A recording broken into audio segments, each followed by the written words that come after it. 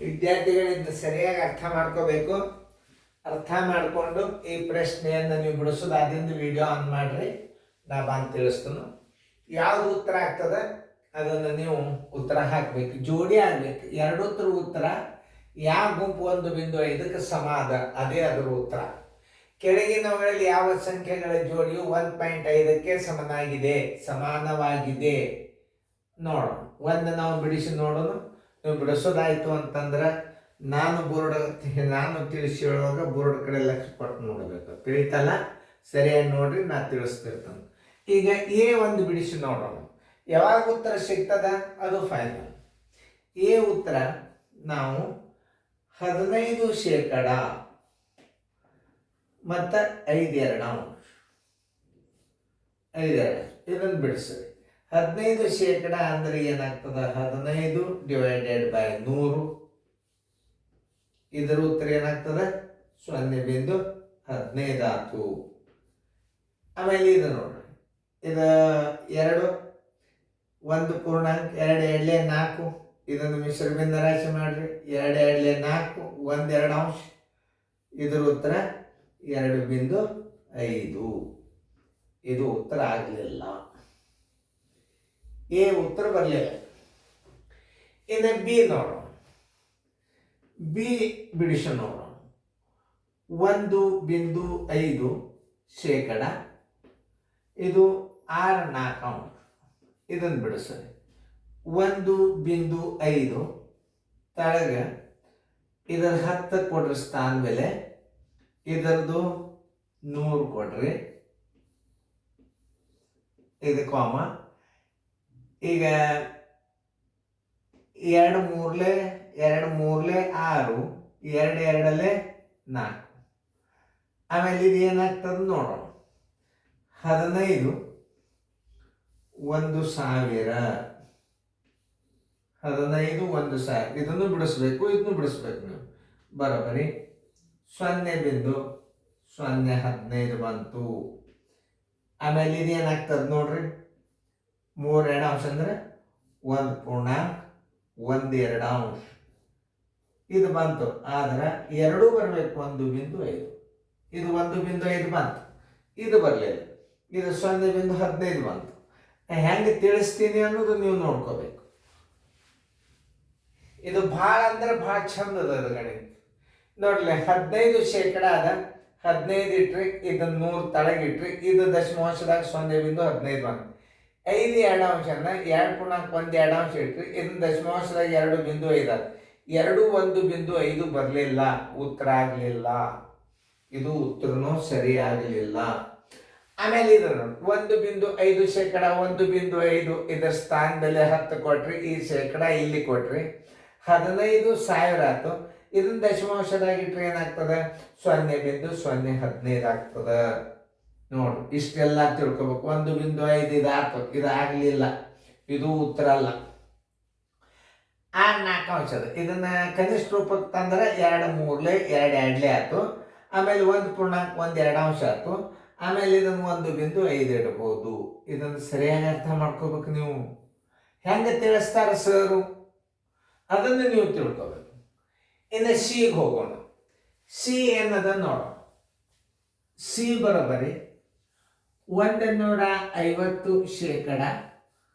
ಇನ್ನು ಮುಂದಿಂದ ಏನದ? 5/2 ನೋಡೋಣ.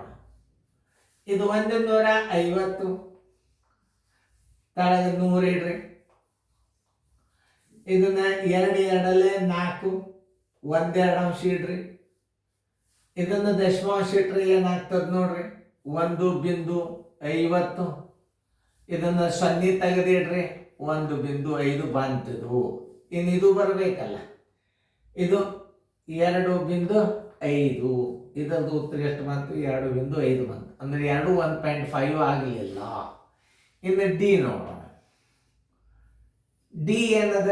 150%. 150%, 3/2. 150 ಡಿವೈಡೆಡ್ ಬೈ 100.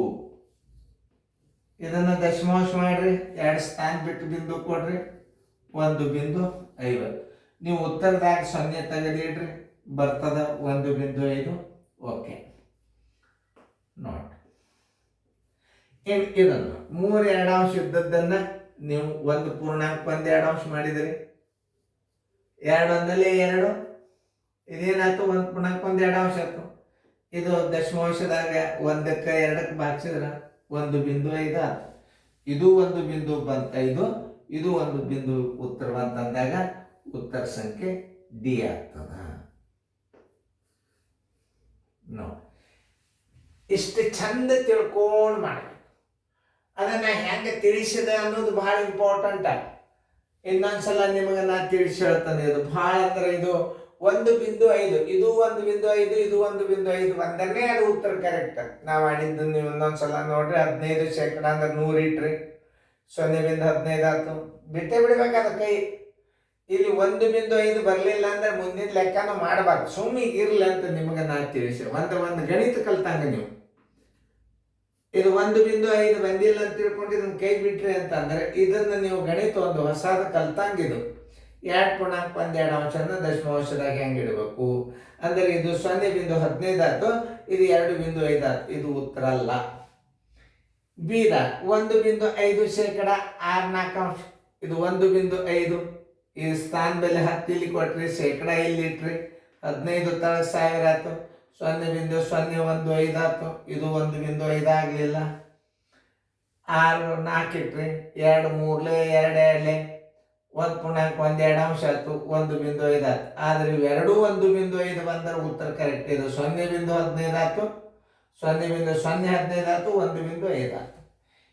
ಸಿ 150% 5 2 ಬರೋಬರಿ. 150% ತಳಗಿದ 100 ಇಟ್ರಿ, ದಶಮಾಂಶ ಇಟ್ಟಾಗ ಇದನ್ನು 0 ತೆಗೆದಿಟ್ಟಾಗ ಇದು 1.5 ಉತ್ತರ ಬಂತು.